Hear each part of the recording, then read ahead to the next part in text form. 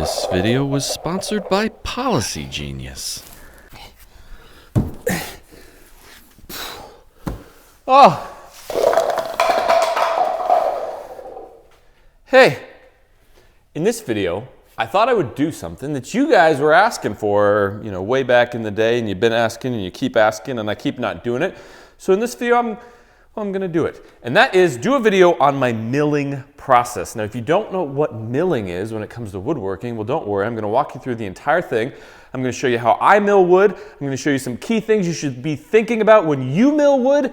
And I'm gonna show you some tricks to do if you don't have all the fancy tools and you still wanna make sure that your wood is milled up correctly and square and flush and flat and all that stuff. So follow along, check the link in the video description down there. There's also a link to our new YouTube channel. That's right, we started another YouTube channel. It's called Bourbon Bites. It's bite-sized little projects that you can sink your teeth into in 5 minutes or less. You might want to check it out. But for now, let's mill some stuff. Okay.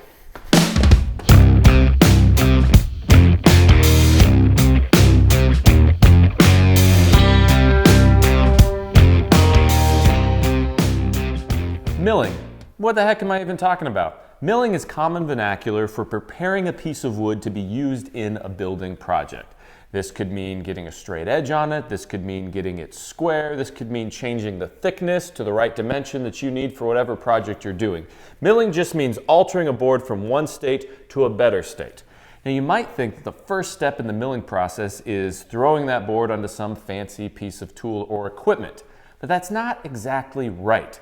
The first step in the milling process actually starts when you're picking out the wood that you're gonna purchase.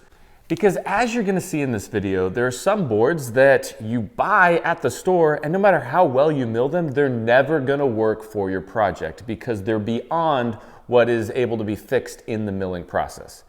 If you don't understand, just let me show you kind of in a visual layout of exactly what I'm talking about. Come here. Now, one of the first things you want to look at when you're purchasing wood from the lumber store is if the board has the bow in it, as I like to call it. Now, the bow can come in two different forms. If you're looking at the side of the board, it can look like this, where there's a nice bow at the bottom edge of the board there. Or the bow can be like, if you look at the edge of the board, see how the whole board is bowed from the front to the back? Now, the reason this is an issue that you have to think of when you're going to be milling up your wood is if the bow is too extreme, it really reduces the amount of viable wood you can get from any board because of the way you have to mill it. Let's look at this first example here. If you're going to cut this bow out of the board, you basically have to find a straight line. So you got to come up to the first point here and you're going to cut that across. That's going to give you a straight edge on the board right there. Well, then you still have this bow on the top here. So you're going to have to come up to these 2 points on the top here and cut another line. So what you have is you have a board that originally was, let's say, 6 inches wide, but after you mill it and you cut out that bow on the top and the bottom, well, now you're only going to be left with 2.5 or 3 inches of viable wood. So you have to think about that when you're purchasing your wood. Is there too much of a bow that I can even get a good amount of wood out of it that I need for my project? The same thing happens from the side profile here if the board is bowed. And this is even a little more extreme. You're going to have to come all the way up here to get a straight line. And then if you want to do the same thing on the top, well, you're going to have to come, so far down that by the time you get that corrected, you're going to be left with this tiny, thin strip of wood here.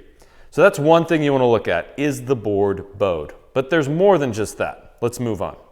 The next thing I always look for when I'm purchasing wood and I know I'm going to have to mill it up is that wood twisted? The ominous twist.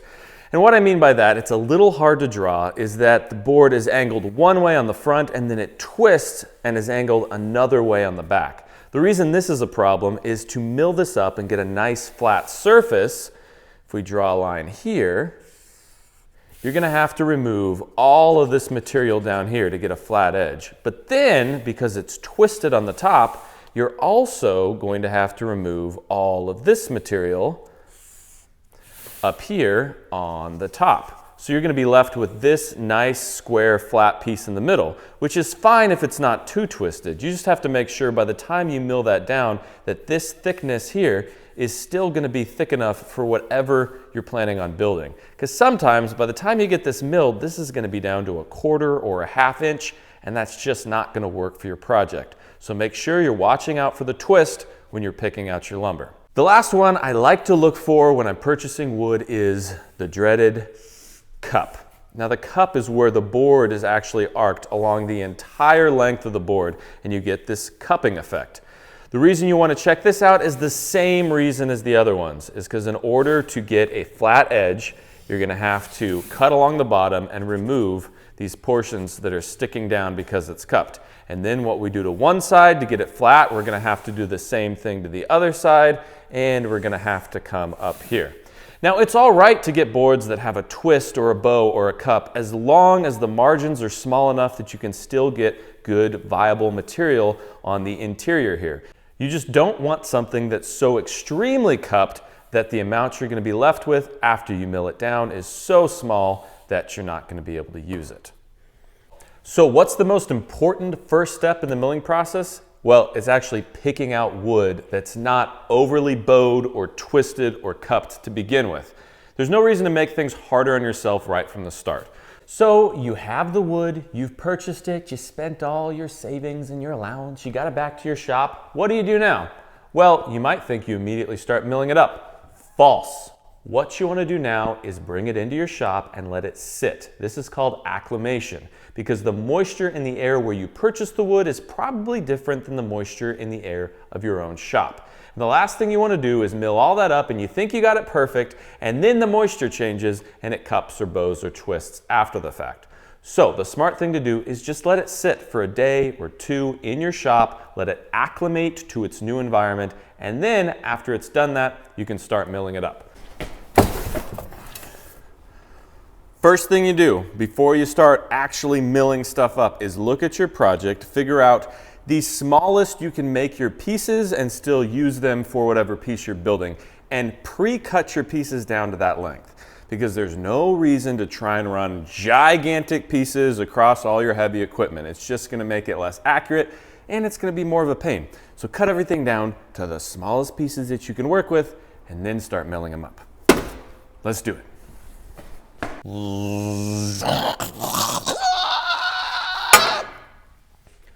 That would hurt. When it comes to milling, there are 3 main tools that are used in the milling process. There's a joiner, a planer, and a table saw. I'm going to walk you through each one of those tools and show you exactly how they work, starting with the joiner. This is a jointer. Jointer? I hardly know her. Inappropriate.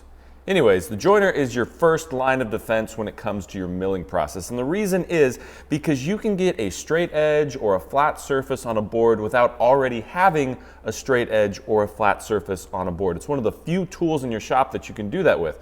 Most other tools, you need a reference surface already to flatten or straighten the other sides of your board, like the planer or the table saw. Now the way the joiner works is you have your infeed table here. Now I've created this squiggly line on this board to make it just very obvious that it's not straight. So as you run your board across your infeed table, it interacts with the blade here. Now the blade is the exact same height as your outfeed table. So as the board goes across the blade, it gets cut to the exact same height as the outfeed table.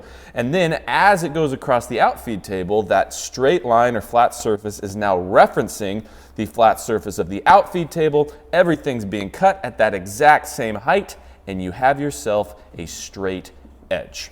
Now, there's a few things you want to think about when it comes to the joiner. The first one is the infeed and the outfeed, or the wings. Now, the longer your infeed or outfeed, the more accurate of a cut and the bigger boards you're going to be able to run through your joiner. So that's something you want to think about if you're purchasing one. They make little benchtop joiners, but they're just not good for running big material through because you don't have the reference surfaces to get a straight line or a flat surface. The other thing you want to think about is that there's actually 2 different ways you can run boards through a joiner. One is like this, and this is called edge joining, where you're joining the edge of a board. The other one is like this, and it's called face jointing the board. Now, as I mentioned earlier, the nice thing about the joiner is it doesn't need a flat surface as a reference to get a flat surface on the board. But there's a difference between flat and square.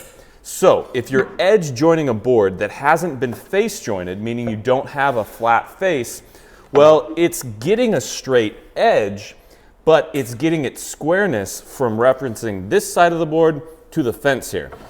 So you always want to make sure that you're face joining first to get a nice flat face, and then you can use that flat face as a reference against your fence. And then when you edge joint, you're not only getting a straight edge, you're getting a square edge, which is very important if you're going to be gluing boards up to each other. Oh, hey, this video is sponsored by our good friends over at Policy Genius. Now, if you've watched my videos at all, you've probably heard us talk about Policy Genius before because they're one of our favorite sponsors, because they're doing something to really help people out, and we appreciate that. You might think insurance isn't that exciting, or that it's just a pain to find the right policy and you got to fill out all this paperwork, but that's why Policy Genius is so awesome, because they take out all the headache and the trouble in finding a policy and they just make it super simple. And if you don't believe me, well, watch this. With Policy Genius, you can find life insurance policies that start at just $39 per month for $2 million of coverage. Some options offer coverage in as little as a week and avoid unnecessary medical exams. Their licensed agents are not incentivized to recommend one insurer over another, so you can trust their guidance. There are no added fees, and your personal information is private. No wonder they have thousands of 5-star reviews on Google and Trustpilot. Oh, it looks like a person. Now at this point, you're probably thinking, wow, that is simple, that is easy. I would actually like to check this out. But where do I go to do that? Well, you just go right here. Your loved ones deserve a financial safety net. You deserve a smarter way to find and buy it. Head to policygenius.com/bourbonmoth or click the link in the description to get your free life insurance quotes and see how much you could save. This is a planer. Or, if you're from across the pond, it's more appropriately called a thicknesser, because that's exactly what it does. It changes the thickness of a board. So you can take a board that is 3/4 of an inch, send it through your planer, and you can bring it down to a 1/2 inch. Now, the most common mistake with the planer is that you can use the planer to get a surface nice and square and flat. It's not exactly true.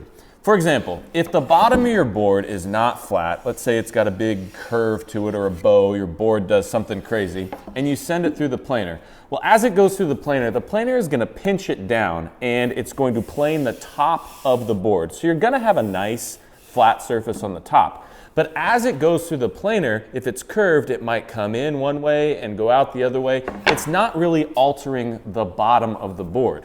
Now, some people would say, well, you run it through, get the top nice and flat, and then you flip it over and do the bottom. This kind of works. You are going to get a smooth surface on the top and bottom, but when you look down the line of your board, there still might be a bow or a curve to it, because it needs a flat surface to reference on the bottom in order to get a perfectly flat surface on the top. So don't rely solely on your planer to get a flat surface on both edges of the board. Now, that doesn't mean that you can't use your planer for that purpose. You just have to do a little work to get there. But don't worry, I'm going to show you an easy way that you can basically use your planer as a joiner and face join a board and get it perfectly square and flat and wonderful and all that good stuff. So, if you don't have a joiner and you're trying to use your planer to get a straight flat edge on one side, what you're going to have to do is make what's called a planer sled. Now this board, as you can see, is very wonky on the bottom. Now the problem is if you run this through the planer like this, it's going to start out okay, but after it gets a certain point through in the planer, it's going to get pushed down the other way and you're just not going to get a flat surface. So enter the planer sled. Now you can make a planer sled super simple just with a piece of plywood and a few shims. What you're going to do is you're going to take your board and you're going to stick it wonky side down onto your straight nice piece of plywood. Then you're going to take some shims and you're going to shim underneath it to get rid of any wobble or play in there. Now you want to hook this down. I like to use hot glue, just glue the entire thing down because it comes off fairly easy, but it's going to hold it strong enough when you're sending it through the planer. Once you get this glued down to your sled, well, now you can run the whole thing down. It's not gonna move as you're running it through the planer. You're gonna get a nice, perfectly flat reference surface on the top. Then you can take it off your sled, flip it around, and now you have that flat reference surface on the bottom, and you can do the same thing to the other side. Thus eliminating the joiner. It just takes a little bit more work, but it can be done. Ooh, that's sharp. The last tool in your milling lineup is the table saw. Now I say it's the last tool because it's kind of the last step in your milling process. Because before you get here, you need to do some work on your board to get a nice straight edge on one of the two sides. The reason is, if you have a board that doesn't have a straight edge on either side, and you try and run it through the table saw, the way the table saw works is it's got a fence, which is your reference surface. It's nice and flat and square, and so you need a straight edge to run along that fence in order to get a straight cut when you're cutting across your blade. So if you take a board that doesn't have a straight line, and you try and run it along that fence, well, it's gonna put a lot of strain on your blade. It's not gonna cut right. You're gonna get burning, and it's just gonna be an ugly mess. So before you get to the table saw, we have to do the other steps in the milling process. Now, all this is well and good if you have a joiner to get a straight edge on your board first, but what if you don't have a joiner and you really need to get a straight edge? There's a simple way that you can do it on your table saw. All you need is a piece of plywood that is slightly larger in width than the board you're trying to get a straight edge on, and some double-sided tape. Really, all you're gonna do is stick down a piece of double-sided tape on the edge of your plywood, take the board that doesn't have a straight edge, overhang everything you wanna cut off the edge of the plywood, and stick it down. Now, you're gonna use the straight edge of the plywood as your reference surface to ride along the fence of your table saw. And then all you gotta do is run the board through your table saw. It's gonna cut a perfectly straight edge onto your board. And then if you need to, even out the width, you can use that straight edge against your fence, and you're good to go. Bada bing, bada boom, zip, zap, zoop. But now that I've shown you the three main tools that you're gonna use for milling, I'm gonna walk you step by step through exactly how I mill up lumber when I get a piece that needs a little work, needs a little help, needs a little love, a little care, a little hug, a little kiss. All right, so here I have two boards of 5/4 white oak. As you can see, they're bowed, they're rough on both sides, splintery, icky, ewy. And if you lay them down on a flat surface, well, they don't want to lay flat. So I want to get these boards nice and flat and square and ready to be joined together. First things first, I got to put in my ISO tunes because I want to protect my ears. And I also want to protect my eyeballs. So safety glasses are a must. Now, remember, when you're joining a board, first you want to face join it. Get a nice flat surface on one side to use as a reference, and then after you do that, you got it nice and flat, you run it through a couple times. You can test to see if it's ready to go by putting it on your outfeed table, making sure it doesn't rock back and forth or anything like that. Now we are ready to edge join it, because we can use that flat surface as a reference along our fence. Now, it's really important to keep that tight against the fence, so sometimes I like to put on one of these mag switch feather boards just to make sure it doesn't pop away from the fence while I'm running it across the joiner blades. Once you run both of your boards through the joiner, it's time to take them over to the planer or thicknesser and bring them down to a uniform size. Remember, we're only able to do this because we already got a flat reference surface on the bottom from using the joiner.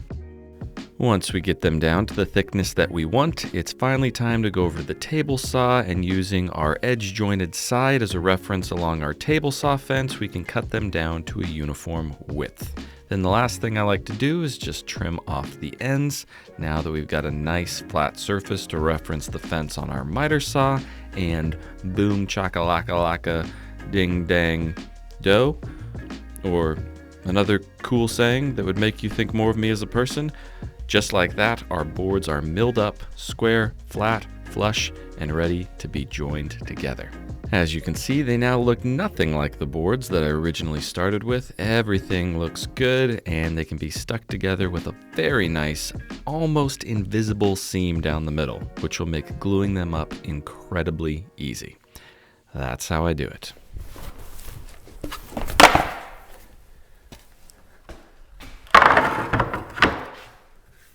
Well, there you have it. Milling 101. Now I know that was a lot of information, and between you and me, there's a lot I didn't even cover in there. Like for example, if you got a long board with a big curve in it and you don't want to run it through your joiner, starting out by using the track saw to cut a straight line is a good way to save yourself a lot of time and not have to do all that on the joiner. Or if your fence is out of square, you can run each board opposite to each other, and it doesn't matter if your fence is square or not, on the joiner they'll still hook together. If you don't know what I'm talking about there's a helpful little tips and trick video that explains it perfectly, right? Somewhere up there. Anyways, the important thing is that you learned something in that video. Check out the video description down there below for links to tools and supplies, a link to our website where you can get fresh new merch. There's also a link to our Patreon over there. If you want more access to the channel, behind the scenes footage, live question and answer, all that stuff, be sure to check that out. And as always, don't cut off your fingers. Just cut the wood.